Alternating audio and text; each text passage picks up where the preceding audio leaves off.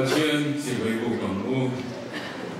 cần phiết cần dùng thấy là tổ rin tổ lệ và là những cầu sắc ngã min hàn lạc sắc ngã tỷ tổ rin và là miền đầu bắc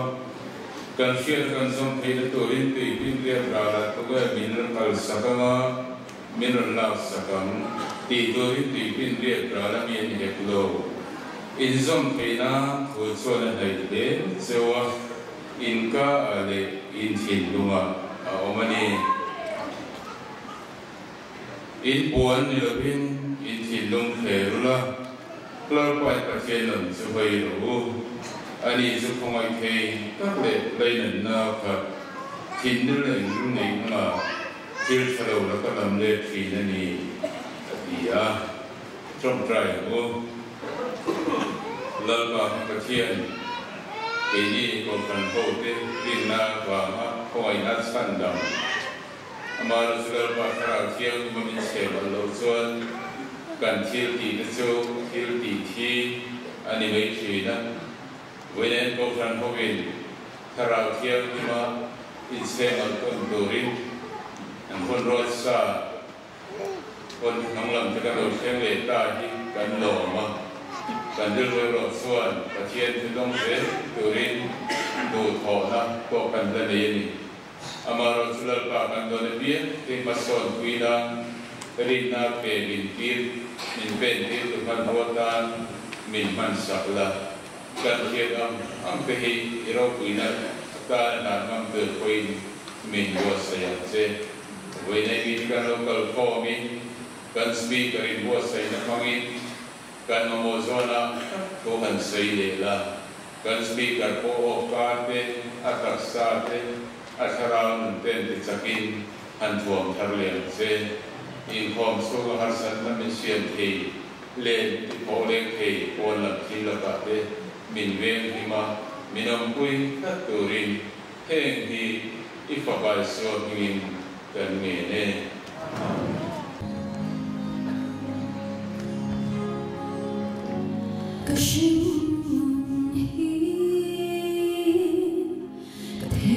Giống lệ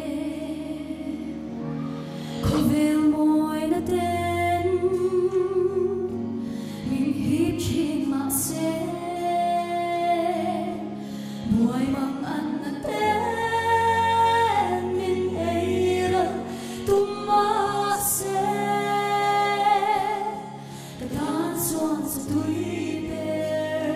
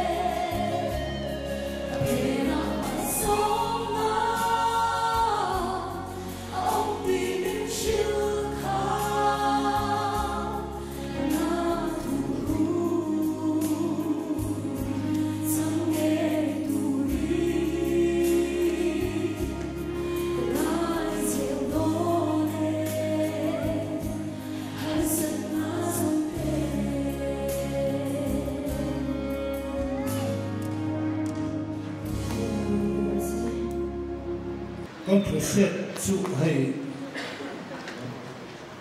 hun top lam kan lo me so zela pathian ang puina te kan dong sa ko san ho te tin ko san in pek na te alo oma in khom hi atang pui thuin kan khruset chu nga po hian kan ai ngai lova amaro chu hemi